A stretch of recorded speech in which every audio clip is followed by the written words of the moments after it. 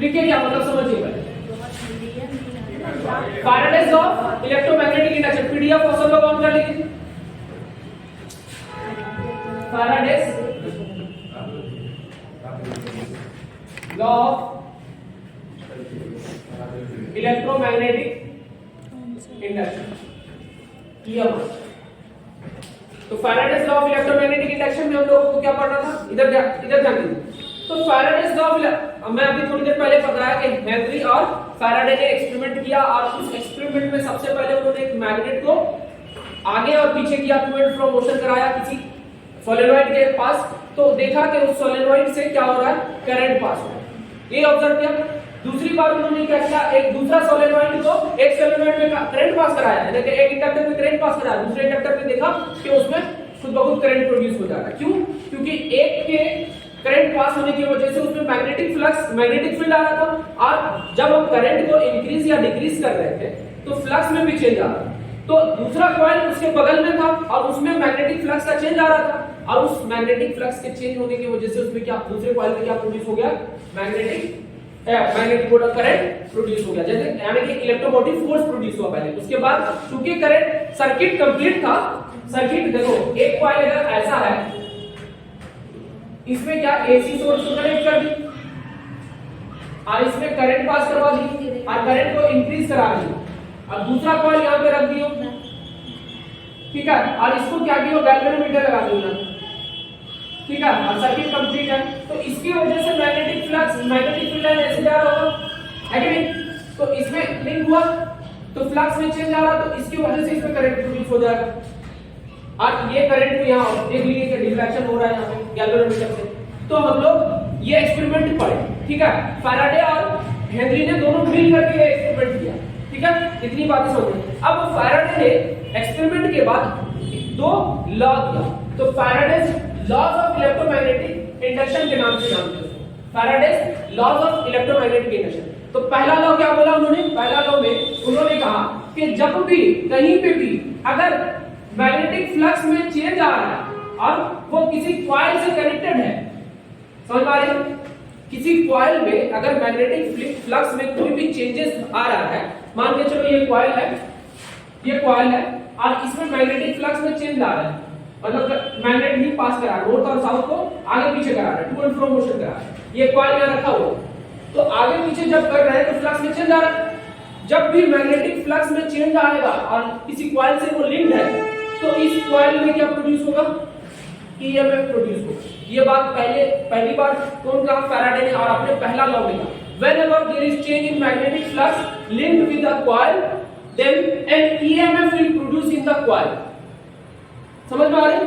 और if the circuit is complete, then a current will produce in the coil. This induced currents will be called induced current, or this induced EMF will also be called induced EMF. पहला law में इन्होंने कहा, PDF में देखो पहला law में ये statement है, पढ़ो स्टेटमेंट पढ़ो, तुम अपना वॉइस ऑन करो, अरे पढ़ो, क्योंकि स्टेटमेंट वहां समझ में नहीं आएगा तो बाद में मत बोलोगे स्टेटमेंट समझ में नहीं आया, क्योंकि मैं यहां समझाने की कोशिश कर रहा हूं, लिखने का टाइम है नहीं, ठीक है। Whenever there is change in magnetic flux linked with the coil, an EMF will induce in the coil. This induced EMF will be called induced EMF, मतलब उसको induced EMF कहेंगे। और अगर सर्किट कंप्लीट है तो उसको क्या बोलेंगे, समझ में आ रहा है पहला लॉ। चलो अब दूसरा लॉ में इन्होंने एक एक्सप्रेशन दिया, जैसे न्यूटन ने पहले न्यूटन्स का लॉ ऑफ मोशन में पहला लॉ में क्या बोला था, खाली लॉ ऑफ इनर्शिया को बता दिया, नेचर लॉ फोर्स होता है उसके बारे में बताया, ठीक है। उसके बाद दूसरे लॉ में उन्होंने एक एक्सप्रेशन दिया ma, याद है, सेम चीज इन्होंने भी दूसरे लॉ में ना पहले तो बात किया कि ईएमएफ प्रोड्यूस हो रहा है, अब दूसरे में उन्होंने कितना ईएमएफ प्रोड्यूस हो रहा है उसका वैल्यू दिया। अब उसका वैल्यू कैसे निकालेंगे, उन्होंने क्या कहा कि the rate of magnetic flux, the rate of change in magnetic flux will be directly proportional to the EMF induced in the coil, मतलब या फिर EMF induced in the coil will be directly proportional to the rate of change in magnetic flux। तो दूसरे law में इन्होंने क्या कहा, देखो सेकंड लॉ की बात करें, EMF induced है is directly proportional to क्या, rate of change in magnetic flux, और ये माइनस साइन के साथ होगा। क्यों ये माइनस साइन? क्यों? क्योंकि हम अब थोड़ी देर पहले इसके बाद एक लॉ पढ़ेंगे, लेंज लॉ। इस कॉइल किसी भी ईएमएफ जो प्रोड्यूस होता है ना, इसका एक नेचर होता है। क्या नेचर होता है? ये हमेशा ना जो काउजिंग करंट है या काउजिंग मतलब उसका जो काउज है, काउज मतलब क्या हुआ, जिसकी वजह से ये प्रोड्यूस हुआ, चेंज इन मैग्नेटिक फ्लक्स की वजह से प्रोड्यूस हुआ। तो ये ईएमएफ एक ऐसा चीज है, मतलब कुल मिला के बात ये करो कि जिसकी वजह से प्रोड्यूस हुआ उसी का ऑब्जेक्शन करना शुरू कर दे। मतलब ये नमक खराब इंसान, ठीक है, मतलब ये प्रोड्यूस जिसकी वजह से हो रहा है, प्रोड्यूस होने के बाद उसी को अपोज करने की कोशिश करता है। अपोज मतलब इसका ईएमएफ का वैल्यू जो ना हमेशा उस डायरेक्शन में होगा, या करंट का डायरेक्शन उस डायरेक्शन, इंड्यूस करंट की बात कर, उस डायरेक्शन में होगा कि मैग्नेटिक फ्लक्स में वो अपोज कर सके। अगर मैग्नेटिक फ्लक्स बढ़ रहा है तो इसका डायरेक्शन ऐसा होगा, उसके उल्टा डायरेक्शन में होगा। अगर मैग्नेटिक फ्लक्स ऐसे जा रहा था, मैग्नेटिक फील्ड लाइन, और ये बढ़ रहा था, तो इसमें जो कॉइल में magnetic field produce, current produce होगा ना, वो इस डायरेक्शन में होगा कि इसको अपोज करे, मतलब ऐसे होगा, मतलब इधर नॉर्थ होगा इसका।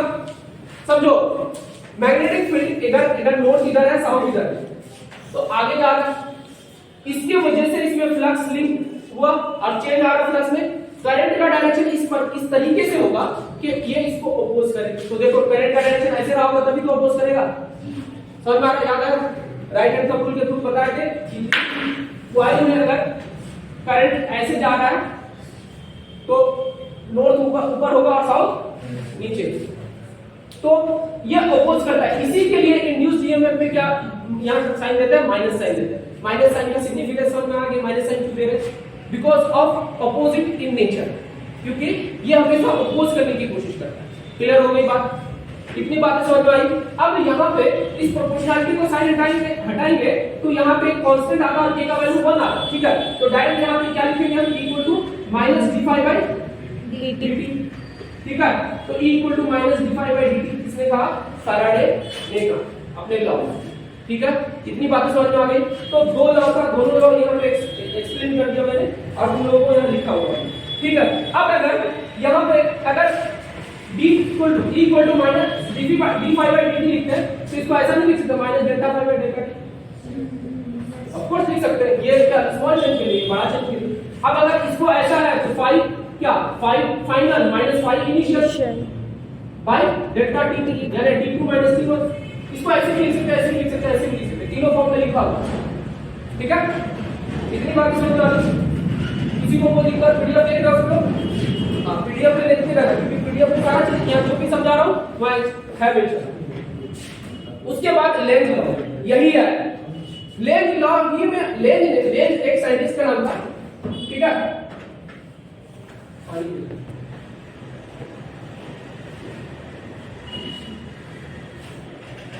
लेंज कौन था? साइंटिस्ट था।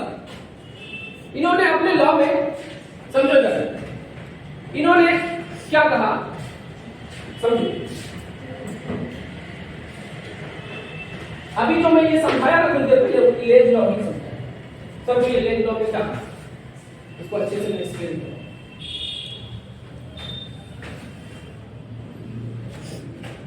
ये मान लो ये रिंग, ये वायर का रिंग है, सर्कुलर रिंग, ठीक है।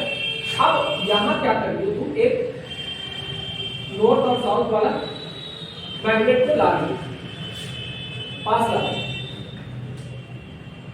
अब इसकी वजह से तो फील्ड लाइन ऐसे निकलता पता ही है ना, तो इस एरिया को पास कर रहा है तो फ्लक्स होगा, और चूंकि नजदीक ला रहे हैं तो फ्लक्स में क्या आ रहा है, इंक्रीमेंट आ रहा है, फ्लक्स इंक्रीज कर रहा है। तो अभी थोड़ी देर पहले बताया कि इसमें जो करंट प्रोड्यूस होगा उसका नेचर होता है कि इसको अपोज करेगा। तो ये अब इसमें किधर की तरफ करंट प्रोड्यूस हुआ होगा, तो इसमें अगर हम बात करें ऐसे, तो ये कैसा प्रोड्यूस हुआ होगा, ऐसे प्रोड्यूस हुआ, मतलब कुल मिला के बात ये हो रही है एंटी क्लॉकवाइज हुआ। तो एंटी क्लॉकवाइज करंट प्रोड्यूस होगा और इसको क्या करेगा, अपोज करेगा। ये बात लेंज ने कहा, कौन कहा? तो क्या बोलेंगे, the direction of induced current will be such that it will oppose the cause of the induced EMF या फिर oppose the magnetic flux which is responsible for induced EMF। मतलब मैग्नेटिक फ्लक्स में जो चेंज आ रहा है उसको oppose करेगा। अब अपोज का मतलब ये समझो कि ये आ रहा था, इसका मतलब ये अपोज बढ़ रहा था, मैग्नेटिक फ्लक्स बढ़ रहा था, ये चाह रहा है कि मैग्नेटिक फ्लक्स बढ़े नहीं घटे। इसका मतलब इसको अब रिपेल करेगा। क्या करेगा? रिपेल करेगा। तो आने नहीं देना चाहेगा। समझ में आ रही है? तो ये रिपेल करेगा। इसमें करंट प्रोड्यूस होगा तो बताओ रिपेल कैसे करेगा? इसका नॉर्थ इधर आ गया और साउथ इधर है, तो बताओ नॉर्थ पे रिपेल का नहीं होगा, तो ऐसे भी वो रिपेल करने वाला है। समझ में आ रही है कि नहीं? लेंज ने यही बात अपने एक्सपेरिमेंट के थ्रू एक्सप्लेन किया। अब वो पूरा ये एक्सप्लेनेशन दे रखा हुआ, क्या दिया हुआ? According to Lenz law, if we move the north pole of a magnet toward a coil, then the direction of induced EMF and hence the current will be such that it will oppose the relative motion between the magnet and the coil। बताया ना, motion को रोकेगा ना, oppose करेगा, है कि नहीं? उसके बाद the direction of induced current in the coil will be such that there will be north polarity toward the magnet। अभी बताया ना, north polarity किधर की तरफ होगा? मैग्नेट की तरफ, क्योंकि नॉर्थ पोल आ रहा था, नॉर्थ इसका इधर की तरफ होगा। वो सारा चीज एक्सप्लेन किया हुआ है, मैं समझा चुका हूं। ठीक है, आगे बढ़े। अब फ्लेमिंग्स राइट हैंड रूल समझ में आ गया ना? लेंज लॉ सारा चीज उसमें लिखा हुआ है, मैं लैंग्वेज में समझा दिया। ठीक है, अब फ्लेमिंग्स राइट हैंड रूल क्या है समझो। तो इसको पढ़ने से पहले ठीक, हाँ, फ्लेमिंग्स राइट हैंड रूल से पहले फ्लेमिंग राइट हैंड रूल में आऊंगा। पहले मोशनल ईएमएफ पढ़े, क्योंकि मोशनल ईएमएफ पढ़ेंगे तभी यहाँ पे आप मोशनल ईएमएफ क्या होता है समझो। इसको डिराइव करना है, डिराइव करने के लिए मैं यहाँ डिराइव कर रहा हूँ, तुम लोग उतारना नहीं, खाली समझो। ये मोशनल ईएमएफ क्या होता है पहले समझो, उसके बाद डिराइव। मोशनल ईएमएफ क्या होता है देखो, मान के चलो कोई बड़ा सा रेक्टेंगुलर कॉइल ले लीजिए। कॉइल का मतलब इस तरह का शेप है और एक कंडक्टर को आगे पीछे तक मूव करा है और यहाँ पे मैग्नेटिक फील्ड लाइन अंदर की तरफ जा रहा है। किधर की तरफ जा रहा है? अंदर की तरफ। तो नॉर्थ साइड की तरफ मैग्नेटिक फील्ड लाइन का अंदर, इधर की तरफ मैग्नेटिक फील्ड लाइन जा रहा है। ठीक है, और ये कंडक्टिंग वायर, ये कंडक्टिंग वायर, ये कंडक्टर है। तो चारों एक सर्किट कंप्लीट कर रहा है, ये कर रहे हैं। अब तुम क्या करते हो, इसको v वेलोसिटी से मूव कराना है, v वेलोसिटी से इसको मूव कराना है। और इसका लेंथ कितना है यहां से यहां तक? मान लो l लेंथ। कितना लेंथ है? l length. ठीक है, अब l लेंथ से है और इसको मूव करा, तो मूव करने के बाद मान के चलो इधर मूव कराई, थोड़ी देर बाद वो यहां पहुंची, थोड़ी देर बाद यहां पहुंचा। मान कितना टाइम में पहुंचा? Delta T time. कितना टाइम में? Delta T time. तो यहां से यहां तक डेल्टा टी टाइम में कुछ ना कुछ डिस्टेंस ट्रैवल किया है, मान लो डेल्टा एक्स है। ठीक है, तो ये जो ट्रैवल कर रहा है ना, इस ट्रैवल की वजह से इसमें करंट प्रोड्यूस होगा। इसका क्या प्रोड्यूस होगा? करंट। इसका मतलब कोई कॉइल रख दिए और उसको मैग्नेटिक फ्लक्स जा रहा है, तो सिर्फ कंडक्टर को आगे पीछे करेंगे तो इसमें क्या प्रोड्यूस हो जाएगा? इस खाली इसको आगे पीछे करेंगे तो इसमें क्या देगा? इसको करंट। और ये इसका मतलब इसको क्या बोले? Motional EMF. मोशन की वजह से हो रहा है ना, ये जो ईएमएफ प्रोड्यूस हुआ उसकी वजह से करंट प्रोड्यूस हुआ ना, तो इसी को मोशनल ईएमएफ। तो इसको कैसे डिफाइन कर सकती हो? द फेनोमेनन ऑफ प्रोडक्शन या induction of EMF due to motion of a conductor. समझ आ रहा? Due to motion of a conductor, conductor के मोशन की वजह से जो ईएमएफ प्रोड्यूस हो रहा है उसको मोशनल ईएमएफ कहेंगे। अब इस मोशनल ईएमएफ का वैल्यू कितना होगा वो डिराइव। तो देखते हैं, सबसे पहले एक चीज बताओ, इन्होंने फ्लक्स में चेंज किया ना, देखो कैसे फ्लक्स में चेंज हुआ। सुनिए, थोड़ी देर पहले ये कुछ एरिया यहां मान के चलो ए एरिया होगा, यहां ये कॉइल बनाना ना, तरह से रेक्टेंगुलर ही कॉइल है, एक ए एरिया। थोड़ी देर बाद इस कंडक्टर को घिसका के यहां लेके चले, तो अब बताओ डेल्टा ए बढ़ गया ना, तो ए प्लस डेल्टा ए हो गया। अब चेंज इन एरिया कितना हुआ? Change in area of the coil, rectangular coil कितना हुआ? डेल्टा ए हुआ कि नहीं? डेल्टा ए बढ़ाना। अब मान के चले, सुनो इधर, एरिया इक्वल टू कितना होगा sir? Length into breadth, rectangle का एरिया कितना, यही वाला एरिया बड़ा ना, यस अरे बड़ा कितना, यही वाला एरिया बड़ा कि नहीं, इसको एक पॉइंट ये छोटा सा एरिया बढ़ गया था। अब इस एरिया को क्या कह रहे हैं, लेंथ इंटू ब्रेथ, लेंथ कितना है l, ब्रेथ कितना है ये वाला ना, इसको डेल्टा x, तो l into delta x, delta x का वैल्यू कितना होगा, तो देखते हैं इसका स्पीड कितना है v, और कितना समय तक गया डेल्टा टी, तो डिस्टेंस इक्वल टू क्या होगा, speed into Speed into time, time. तो डिस्टेंस इक्वल टू कितना हो जाएगा, स्पीड इनटू टाइम होगा कि नहीं, तो डेल्टा a का वैल्यू कितना आ गया, L V delta T, L V delta T आया, इसका मतलब चेंज इन एरिया इतना है। अब चेंज इन एरिया इतना आया तो बताओ फ्लक्स में चेंज कितना होगा, फाई डेल्टा फाई कितना होगा, delta phi by delta T निकाल लेते डायरेक्ट, है ना, या फिर डायरेक्ट बोलोगे तो ईएमएफ से निकाल लेते, है ना, ईएमएफ इक्वल टू कितना, delta phi by delta T, delta T होता है, ठीक, माइनस के साथ, ठीक, इधर जाना माइनस डेल्टा फाई का वैल्यू कितना होगा, b इंटू डेल्टा ए होता है बाई डेल्टा टी है,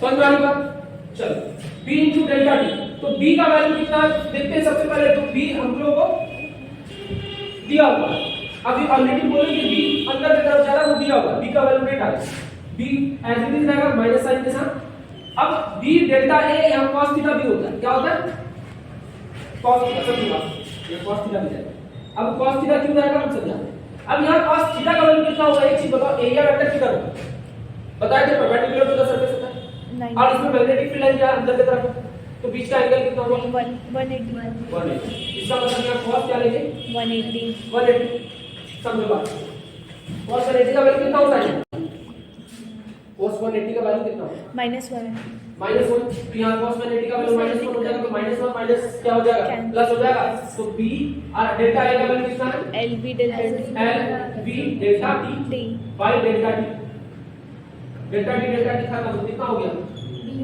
BLV, तो EMF का वैल्यू आ गया बिलीव, कितना आया, मोशनल EMF बिलीव आया, ठीक है, तो बिलीव करिए और इसको समझ जाइए, समझ में आ गया, तो मोशनल EMF का वैल्यू कैसे आएगा, ये डेरिवेशन है वो ऑलरेडी किया हुआ है, पीडीएफ में देख लो वो किया हुआ है, वहां कंसीडर वगैरह किया हुआ है सब कुछ, और जो जो यहां समझाया सारी चीजें वहां मिलती हैं, ठीक है, मोशनल EMF क्लियर है, ठीक है, अब अगर करंट पूछ ले कि करंट कितना होगा तब कैसे निकालेंगे, बताओ, करंट का वैल्यू अगर पूछे, देखो EMF क्या का मतलब क्या हुआ, वोल्टेज, तो करंट इक्वल टू क्या पड़ेगा, D I upon D T, V is equal to I upon V equal to I equal to V by R, yes sir, अगर रेजिस्टेंस का कितना R है पूरे कंडक्टर का करें, मतलब ये मान लो कॉपर का है, ये भी पूरा कॉपर का है, तो रेजिस्टेंस तो फिक्स ही होगा ना सबका, तो E बाय R, E का वैल्यू कितना है, BLV बाय R हो गया, तो बिलीवर है ना, बिलीवर, ठीक है, याद आ गया, यस, समझ आ गया, बिलीव से बिलीवर, ठीक है, अब आई करंट, अब बोलेंगे एक चीज बताओ, तो हीट या एनर्जी कितना होगा, तो एनर्जी का फॉर्मूला ऑलरेडी पढ़े हुए हैं निकाल दे, उसके बाद एनर्जी दिया ना, हां नहीं सबसे पहले आप एक चीज एक और चीज दिया हुआ उसके बाद एनर्जी निकालें, ठीक, अब समझो इतनी बातें समझ आ गई, उसके बाद एनर्जी निकालें, अब मान लो अच्छा एनर्जी निकाल लो, पहले कितना होगा, एनर्जी का फॉर्मूला पता है याद है जी, I स्क्वायर RT पढ़ी, यस सर, क्या होगा इधर डालना, I square RT, I square RT का I square R into delta T लिख सकते हो, तो I स्क्वायर कितना है ये पूरा BLV अपॉन R, तो इस पे स्क्वायर कर दो, तो B square L square B square upon R square into R into T, एक R का तो कितना हो गया B square L square B square upon R into T, अब अगर बोल रहे हैं पावर बताओ, तो पावर इक्वल टू कितना होता है V टू मतलब work done per unit time, power equal to power energy per unit time हो जाता है, ये एनर्जी है ना, तो क्या हो जाएगा U बाय R हो जाएगा, U by R U by T, U का वैल्यू या T खत्म हो जाएगा, T कितना आ जाएगा B square L square B square by energy upon हां R स्क्वायर, एनर्जी भी क्लियर, एनर्जी कैसे निकाले क्लियर है, अब देखो ये डेरिवेशन का काम खत्म, अब यहाँ एक चीज और समझने की जरूरत है, ये हो गया, लिखने की जरूरत है नहीं, चलो मिटाते हैं, अब समझो यहाँ ऐसे ऑब्जेक्टिव में ऐसा क्वेश्चन पूछ सकता है आपको, कि जब कोई समझो यार, मान लो मैग्नेटिक फील्ड है, ऐसे मैग्नेटिक फील्ड, ठीक है,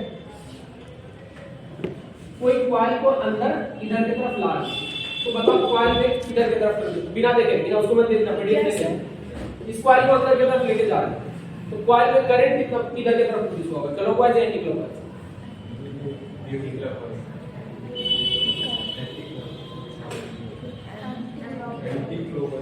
कॉइल अंदर ले जा रहे हैं, हाँ तो किधर प्रोड्यूस होगा?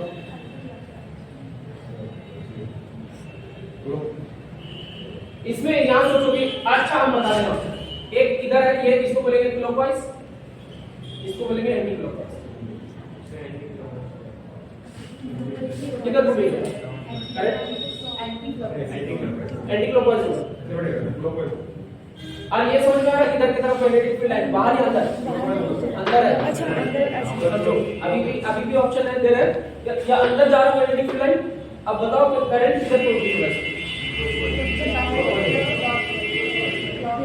हां, क्लॉकवाइज या एंटी क्लॉकवाइज? क्लॉकवाइज होगा। बाहर की तरफ करंट प्रोड्यूस बता दो यार, लेंथ लॉ भी पढ़ा है ना, क्या करेगा? अपोज करना चाहिए। यस यहां क्या हो रहा है, फ्लक्स बढ़ रहा है या घट रहा है? फ्लक्स सर करंट तो बढ़ रहा है ना, बढ़ रहा है, तो फ्लक्स को क्या करना है? कम करना है। कम, हाँ। तो कम करना है तो किधर की तरफ उसका मैग्नेटिक फील्ड लाइन होना, फील्ड होना चाहिए, कॉइल की वजह से किधर की तरफ होना चाहिए, एंड मतलब फील्ड, मैग्नेटिक फील्ड किधर होना चाहिए, उसके बाद करंट हो जाए। इसका magnetic field north side, north किधर बनना चाहिए? तो समझो, तो क्या श्योर हो?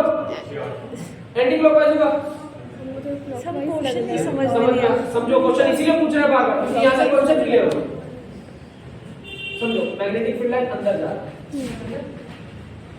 उसके अब उस फील्ड लाइन में ये एंटर कर रहा है। अभी जो एंटर कर रहा है, इसमें करंट किधर प्रोड्यूस, इंड्यूस करंट किधर प्रोड्यूस होगा ताकि इसको अपोज कर सके? सर क्लॉकवाइज प्रोड्यूस होगा ना? क्लॉकवाइज, यस क्लॉकवाइज होगा। श्योर। अब कुछ कितने लोग क्लॉकवाइज के साथ हैं, कितने लोग एंटी क्लॉकवाइज? सोचो, टाइम दे रहे हैं, कोई दिक्कत नहीं। सर क्लॉकवाइज करेंगे तो मैग्नेटिक फील्ड लाइन अंदर, तो उसको अपोज करना पड़ेगा ना? अब इसका डायरेक्शन बता देते हैं। इधर देखो, करने के लिए क्या इधर की तरफ करेंगे, अपोज इसका मतलब मैग्नेटिक फील्ड लाइन इधर जा रही है। सर अपोज करने के लिए तो एंटी क्लॉकवाइज करेंगे। एंटी क्लॉकवाइज वही क्या होगा? हाँ, तो अपोज करने के लिए एंटी क्लॉकवाइज होगा। एंटी क्लॉकवाइज होगा। कौन सा क्लॉकवाइज? पहले थे, अब समझ गए। समझ गए? हाँ। क्या एक्चुअली जा अंदर है ना इसका? सर क्लॉकवाइज आएंगे तो अंदर जाएगा। पुलिस होगा तभी तो उसको अपोज करेगा, क्योंकि ये बढ़ रहा है ना, बढ़ते वक्त अपोज करेंगे, बढ़ने नहीं देना चाहता। समझ आ रहा? तो इसका किधर प्रोड्यूस हो जाएगा? Anti clockwise. तो करंट का डायरेक्शन किधर हो जाएगा? समझ में आ गया? अब मान के चलो यही है, अब ये बाहर जा रहा है, ये अंदर चला गया, अंदर से बाहर जा रहा है। अब ये यहाँ था तो करंट किधर प्रोड्यूस होगा? ये इधर जा ही रहा है, बताओ अंदर में कितना प्रोड्यूस होगा, किधर होगा?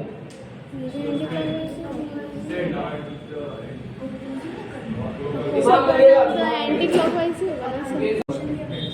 क्वेश्चन ये पूछेगा करंट का डायरेक्शन किधर होगा, करंट होगा कि नहीं ये भी बताओ।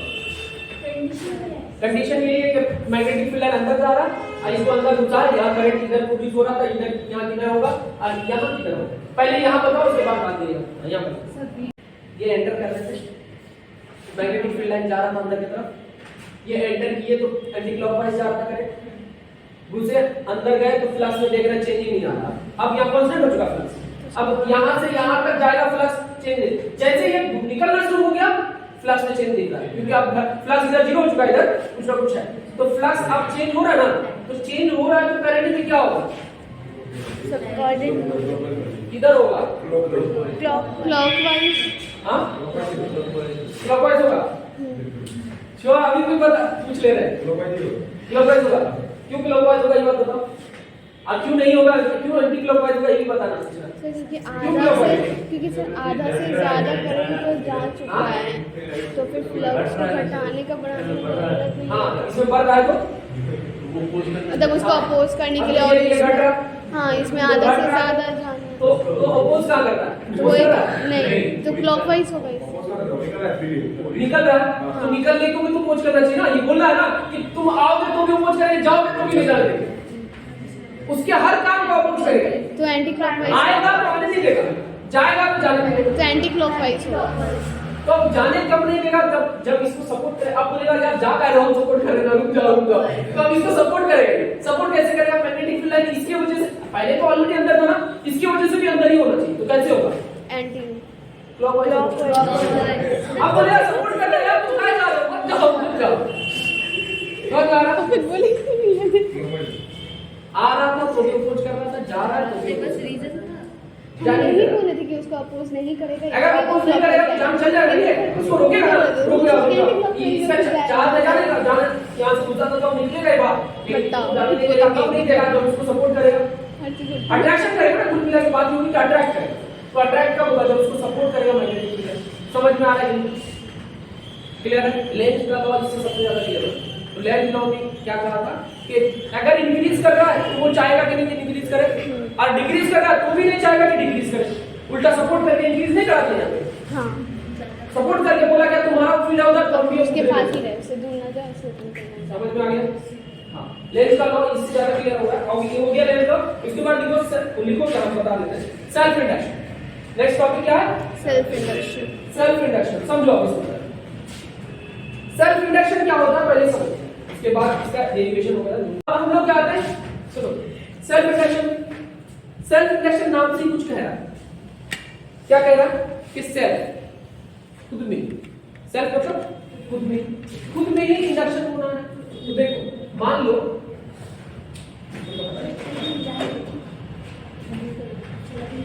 ये क्या कॉइल। अब इधर ध्यान दो, इधर देखो ये क्या है, इसमें से करंट पास हो रहा है। सुनो, करंट क्या हो रहा है यहाँ? इंक्रीज कर रहा है। क्या कर रहा है?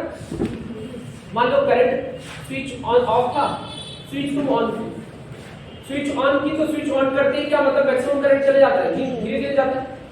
तो करंट जाना शुरू किया, जैसे करंट जाना शुरू किया तो इसमें करंट एंटर किया है तो अब जा रहा करंट। जैसे इस कॉइल में करंट गया ना, ये कॉइल जब जा रहा था करंट इस कॉइल में, तो इस कॉइल में करंट में इंक्रीमेंट आ रहा था। और जैसे इस कॉइल में करंट में इंक्रीमेंट आ रहा था तो उसके इसके वजह से मैग्नेटिक फील्ड भी तो होगा। और मैग्नेटिक फील्ड उस यहाँ इसमें कनेक्टेड है ना, ऐसे करके जा निकला हुआ है, ऐसे है कि नहीं? इस कॉइल से पहला वाला रिंग से, या पहला या दूसरा कहीं से भी समझो, एक रिंग को समझो। ये वाला रिंग है, एक कॉइल है ना, एक पूरा कंप्लीट कॉइल है ना, जैसे करके इसकी वजह से मैग्नेटिक फील्ड लाइन ऐसे निकल रहा था। तो बगल वाला कॉइल में भी तो टच किया, उसमें फ्लक्स बनेगा भी, एरिया से कुछ एरिया से जा रहा मैग्नेटिक फील्ड, तो फ्लक्स। और चूंकि मैग्नेटिक इसमें करंट इंक्रीज कर रहा है, तो करंट इंक्रीज कर रहा है तो मैग्नेटिक फील्ड भी तो इंक्रीज करेगा, तो फ्लक्स में इंक्रीमेंट आ रहा है। इसका मतलब इसमें अगर फ्लक्स में इंक्रीमेंट आ रहा है तो फ्लक्स में चेंज हुआ, और ये चेंज क्या करेगा? ये इंक्रीमेंट को रोकेगा कि नहीं? ये क्या बोले अभी तो लेंथ में ना बोला कि जो इसमें जो करंट प्रोड्यूस होगा ना, ये ऐसा होगा कि इसको अपोज करेगा। इसका करंट अगर ऐसे जा रहा है तो ये बोलेगा ना दोस्त तुम ऐसे आओ, इसको अपोज करो, बोलेगा कि समझ में आ रहा है? कोई दिक्कत? अब इसकी वजह से करंट प्रोड्यूस हो जाता है, समझ में आ रहा है? तो इसी प्रोसेस को क्या बोलेंगे? मतलब अपने ही वजह से, अपने ही में करंट प्रोड्यूस करा करके अपने ही करंट को अपोज करना। इसी कॉइल का पहले कुछ रिंग की वजह से बाद वाले रिंग में एक करंट प्रोड्यूस हो रहा है, और उस करंट, वो करंट ऐसे प्रोड्यूस हो रहा है कि इसको अपोज करना। तो क्या बोलेंगे? The phenomenon of inducing an electric current in the same coil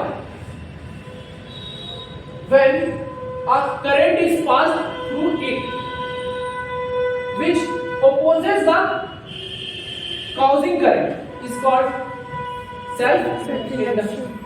देखो डेफिनेशन लिखा हुआ, क्या लिखा हुआ?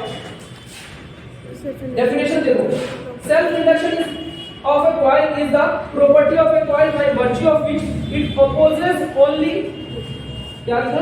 Opposes only change in strength of only लिखे हुए any है यार. हाँ any change Opposes any change in strength of the current passing through it by developing induced EMF in the coil. मतलब बात ये है कि एक ये प्रॉपर्टी है, इंडक्टर का क्या है? प्रॉपर्टी है. ये घटना जो हुआ, इस घटने को आप क्या बोल रहे थे? Electromagnetic induction. और ये जो कॉइल का प्रॉपर्टी जिसकी वजह से ऐसा हो रहा है, इसको क्या बोल रहे हैं? Self induction of that coil. समझ में आ रहा? अब ये सेल्फ इंडक्शन कोई अगर प्रॉपर्टी है तो उस प्रॉपर्टी को डिनोट करने के लिए कुछ फिजिकल क्वांटिटी ले लेंगे. तो क्या लेंगे? Coefficient of self induction. Coefficient of self induction use करेंगे. तो आगे बढ़ते हैं, कोएफिशिएंट ऑफ सेल्फ इंडक्शन पढ़ते हैं. तो ये समझ में आया, काउ समझ गए है ना? कॉज ऑफ सेल्फ इंडक्शन बता दिए ना यार. आगे छोड़ रहे हैं.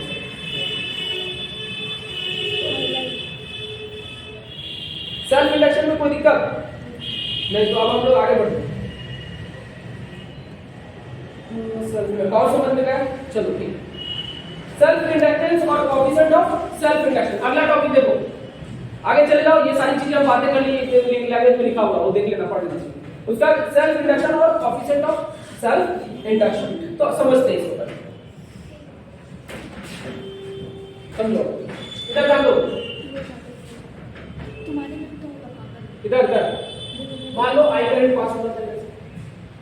अरे तुम लोगों का क्या हुआ? देखिए वीडियो व्हाट्सएप चला रही हो क्या बीच में? नहीं sir.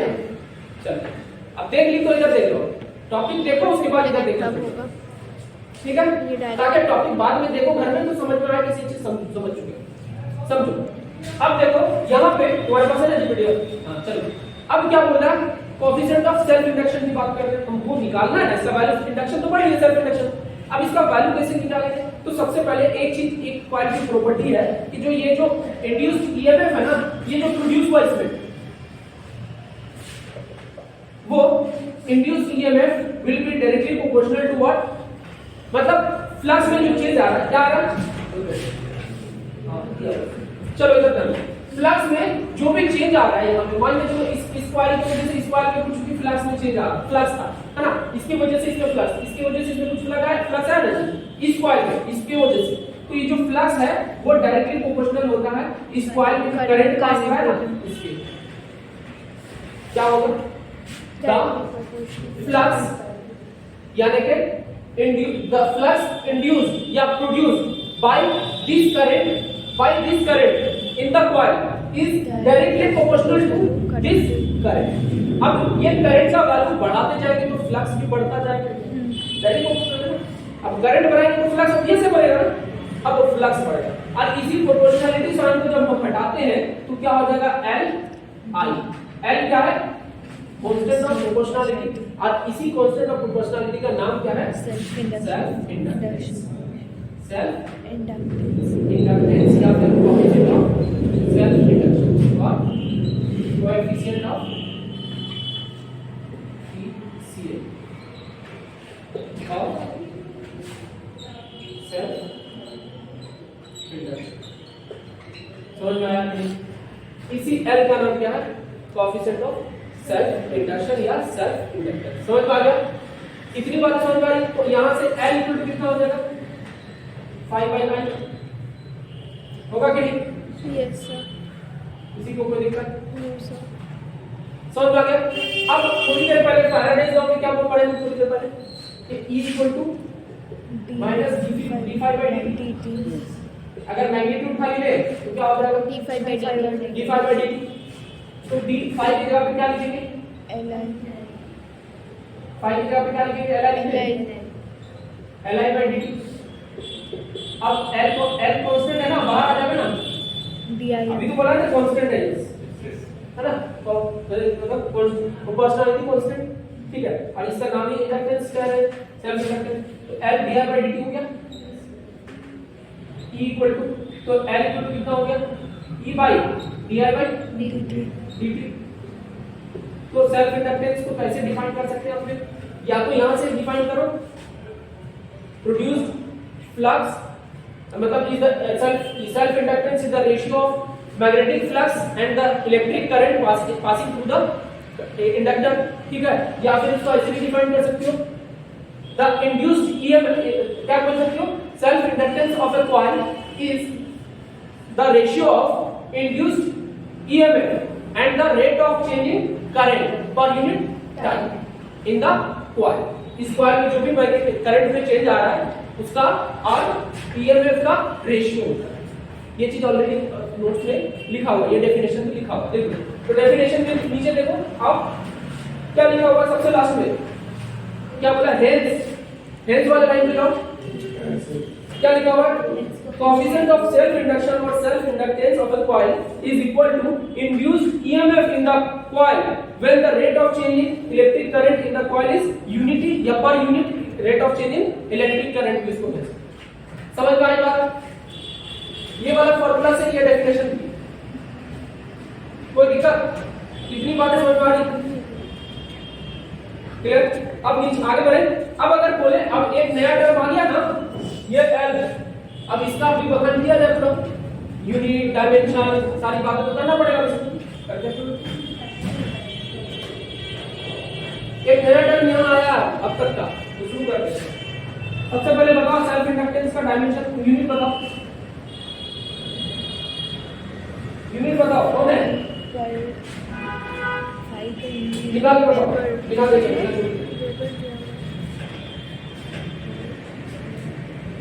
Sir. Tesla metre square मतलब वेबर पर एम्पियर,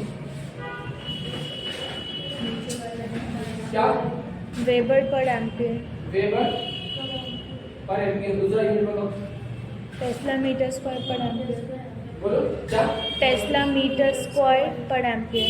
पर एम्पियर सही बात है। और बताओ, कौन कितना बताएंगे, सब पता है यार, बहुत सारा फॉर्मूला है इधर। कहाँ से भी वोल्ट वोल्ट पर एम्पियर से, वोल्ट एंड मतलब वोल्ट सेकंड यस पर एम्पियर। नहीं आ जाएगा सारा यूनिट। तो एग्जाम में कौन तो पूछ रहे, कोई ठिकाना नहीं, तो सबको पता होना चाहिए। 4 दे देगा ऑप्शन में। हाँ देता है ऑप्शन में, सारा यूनिट दिया रहेगा, बोलेगा which of the following is not the unit of self inductance. तो आपको फॉर्मूला पता है, सारा निकालने आना चाहिए। अब डायमेंशंस की बात करें तो वेबर का, उसके बाद एम एल ज्यादा कंफ्यूजन हो, निकालिए। M L two T minus two A minus T minus A minus two. समझ में आ गया? Yes sir. कोई दिक्कत नो सर। नहीं, बस सिंपल है, क्योंकि हमको फ्लक्स का पता है भाई, आएगा तो निकल जाएगा। क्लियर है? कोई दिक्कत नहीं, डायमेंशन भी क्लियर, यूनिट भी क्लियर। बात अब हम ना सेल्फ इंडक्टेंस का फॉर्मूला निकालें, ठीक है? तो फॉर्मूला लेकर आगे बढ़ते हैं। तो बेटा ये क्या निकाला, तो लेकर चलो, उसके बाद देखो नेक्स्ट टॉपिक क्या है, expression for coefficient of self inductance. तो ये expression for coefficient of self inductance, तो डेरिवेशन है, तो थोड़ा समझते हैं डेरिवेशन। बातें नहीं मैडम, तो सबसे पहले अब हम लोग शुरू करते हैं प्लस। चलो ठीक है, इधर ध्यान। मान लो ये कॉइल है, ठीक है, इस कॉइल का लेंथ कितना है, हम L लेंथ है इस कॉइल, ठीक है, और इससे करंट कितना प्रोड्यूस हो रहा है, जा रहा है I। इसका एरिया ऑफ क्रॉस सेक्शन क्या कह रहे हैं हम, एक है, ठीक है, और नंबर ऑफ टर्न्स कितना यहां से आता है, एन, कैपिटल N, ठीक है, और स्मॉल n क्या कह रहे हैं, इसका number of turns per unit per unit length. Already ये सारी चीजें समझा चुके हैं, यस सर। पहले बात हो चुकी है, number of turns per unit length. ठीक, इतनी बातें एजम्पशन था, लेंथ कॉपी में भी किया होगा, ठीक है। अब हम लोग डायरेक्ट यहां से फ्लक्स निकालेंगे। तो एक चीज बताओ, करंट अगर जा रहा है तो करंट की वजह से फ्लक्स का वैल्यू कितना होगा? पहले एक चीज बताओ, मैग्नेटिक फील्ड कितना होगा अंदर? सोलेनॉइड के अंदर मैग्नेटिक फील्ड निकालने का पता है क्या? किसी सोलेनॉइड के अंदर मैग्नेटिक फील्ड कितना होता है? Be inside mu not I, mu not an I, small n I number of turns. है ना? Yes sir. अब अगर मैग्नेटिक फील्ड इतना है तो फ्लक्स निकल जाएगा yes. B I into A, है कि नहीं? तो BI का वैल्यू कितना mu naught NI A into A, किसी को कोई आपत्ति नो सर नहीं? लेकिन एक चीज बताओ, ये कितना एक कॉइल के लिए होगा, कितना कॉइल, एक रिंग, ये किसके वजह से, अब ये जो फ्लक्स है ना एक कॉइल पे लग रहा है ना, हमको कितना चाहिए, कितना टर्न्स है, N टर्न्स है। अरे फील्ड ना पूरे सॉलिडॉइड की वजह से फ्लक्स याद है कि फ्लक्स जब दिखा रहे थे फ्लक्स इक्वल टू कितना था B into A, अगर एक रिंग था तब, अब यहाँ 10 को है 50 को, तो N से मल्टीप्लाई कर समझी, तो कैपिटल N से मल्टीप्लाई करना पड़ेगा, है ना। टोटल फ्लक्स अगर बात करें, ये तो फ्लक्स ईच है, क्या है ईच, तो टोटल Fi टोटल कितना हो जाएगा N into NI ईच हो जाएगा, यस है ना। तो N कैपिटल N, अब इसमें क्या था mu naught NI into A होगा, यस सर अब कैपिटल N को क्या लिख सकते हैं, स्मॉल n into N लिख सकते हैं क्या, देखो यस सर किसी को समस्या, किसी को सर नहीं। अब 5 की जगह पे क्या लिखेंगे mu naught NI NI into A, कितना हो गया mu naught N square square A I L ये स्मॉल है, यस सर ठीक है। ये फ्लक्स का वैल्यू आ गया ना, कौन सा टोटल फ्लक्स, किसी को दिक्कत नहीं। अब देखो टोटल फ्लक्स यहाँ पता चल चुका है, अभी थोड़ी देर पहले टोटल फ्लक्स का एक और formula, the magnetic flux will be directly proportional to the current, आप phi इक्वल टू Li पढ़े ना, तो क्योंकि वो आल्सो यहाँ करके आल्सो करके लिख सकते हैं, आल्सो phi इक्वल टू कितना हो जाएगा L into I, ये phi टोटल की बात सुनिए। तो फ्रॉम इक्वेशन 1 और 2 ये 2 ले लेते हैं, तो फ्रॉम इक्वेशन 1 एंड कोई जाओगे पीछे से दूसरों से ये मार्कर लेके आओ, अभी 3 डालने का टाइम, इधर देखो फ्रॉम इक्वेशन 1 और 2 के लिए क्या हो जाएगा, इक्वेशन 1 में कितना है, हम इधर ले लेते हैं और इधर क्या ले लेते हैं, mu naught N square ALI यानी AIX,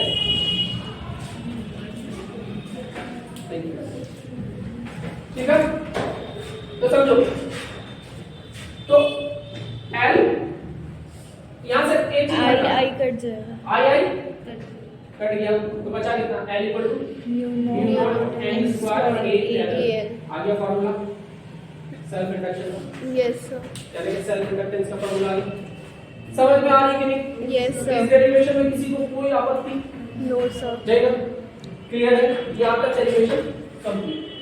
और इसको ऐसे भी लिख सकते हो, कैपिटल N को स्मॉल n से कैपिटल N में भी लिख सकते हो, कैसे करके बता रहे हैं, कैपिटल N में जब स्मॉल n की जगह क्या देते हैं N, तो यहां क्या होता है म्यू नॉट N स्क्वायर को capital N by L square करके इनटू L, ठीक है, ये स्मॉल n कितना हो जाएगा mu naught N N square square A by L square, तो एक खत्म हो जाएगा बाय L हो जाएगा खाली,